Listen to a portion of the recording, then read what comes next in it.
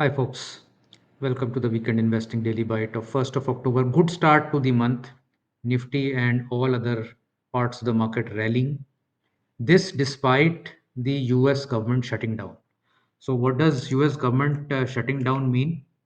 It basically means that all non-essential activities of government agencies in the US they stop to function. All uh, non-essential workers stop to get paid. No new recruitment happens. Um, Parks and all public facilities which are not essential get shut down.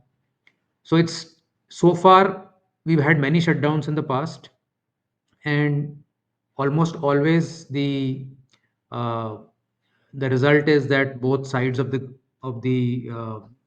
Congress meet and they basically kick the can down the road. They increase the limit of what America government can borrow, and the game starts again. So it is all about basically going much beyond the budget and continuing to spend. So it is like having an endless credit card where your credit limit reaches, you stop, but then you and the lender agree, and in this case, the Democrats and the Republicans, they agree and they say, okay, let's raise the limit of the borrowing by a few trillion dollars, and let's see after 6 months what happens. So, for the last 6 years, this has not happened.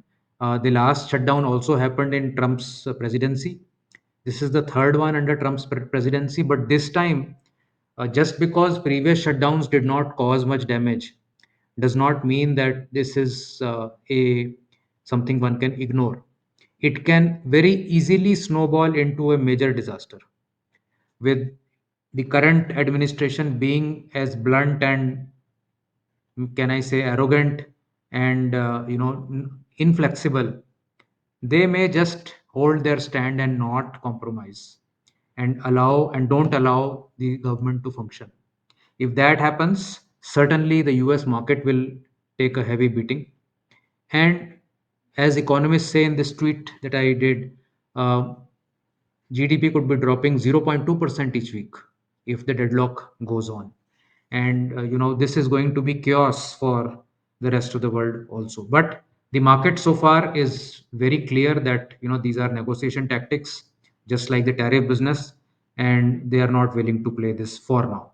But a few days later, if this continues, I think this can become a big deal. Let's jump into our video. Disclaimer as always, do read the disclaimer fully, understand it, and then move forward in the video. And of course, do subscribe to the channel as well.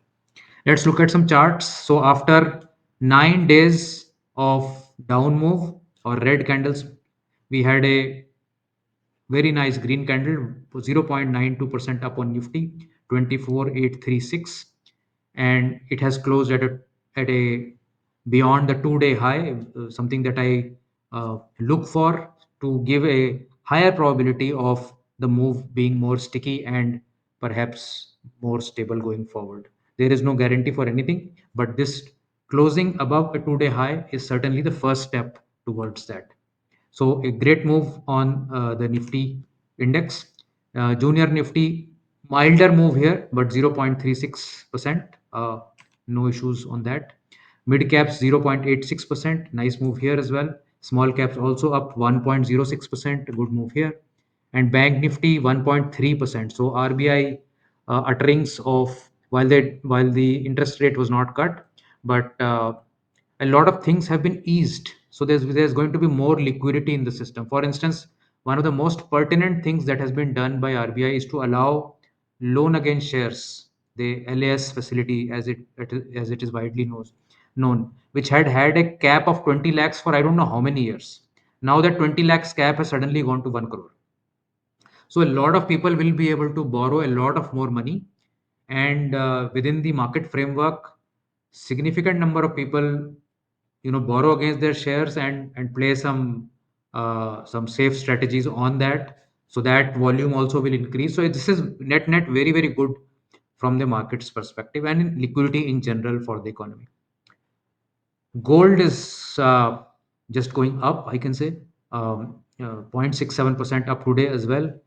11,752 per gram is where gold is sitting at right now. This US government shutdown, if it persists for a few days, we will be going to $4,000. On the dollar chart, we are at very near 3,900 now. So 3890 is where gold was just before I shot this. Advance declines, you can see after the first couple of hours, advances started to go up and they went up quite smoothly. So that is a very good internal sign for the markets. 365 advances to 135 declines. And you can see some private banks, Kotak, Axis, ICICI do very well today along with HDFC.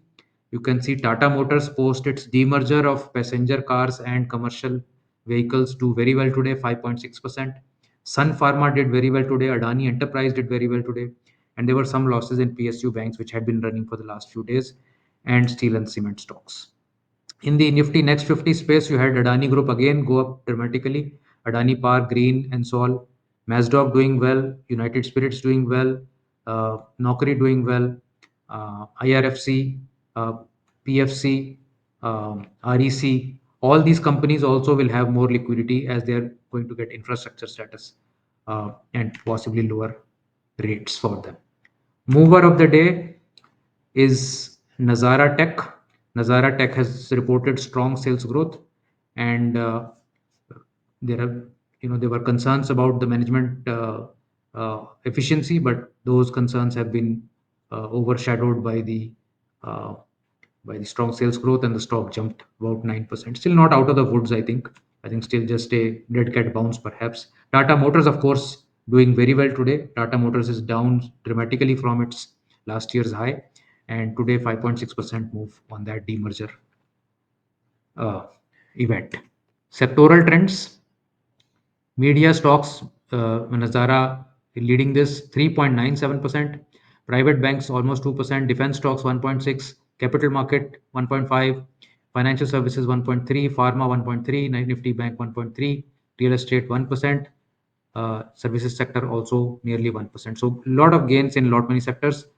PSU banks, which had been running for the last week, were sulking a bit today, minus 0.37% there. Media space, again, you can see Sun TV also did very well, almost 10%, PVR 2%, Nazara 9.49%, and Z also 1.54%. US markets for the last session did all right, 0.4% on S&P 500, Nasdaq also up 0.3%. In the last 1 week, US markets are up nearly about 1%, except the small caps there in the market. Some of the stocks that are running very hard is Pfizer, Merck, Danaher, Eli Lilly, and Thermo Fisher. So a lot of pharma stocks seem to be running very, very hard in the US markets. In the tweet of the day section,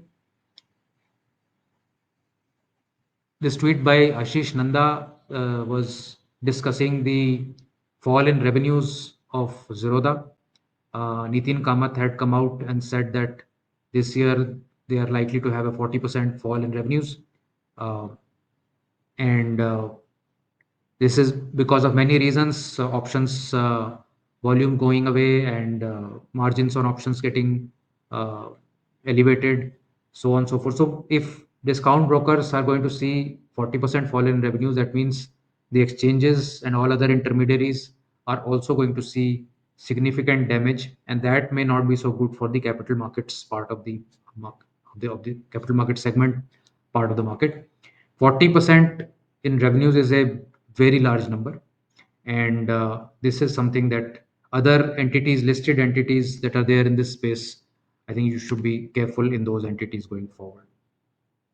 Today's 8 p.m. video is also very statistically oriented.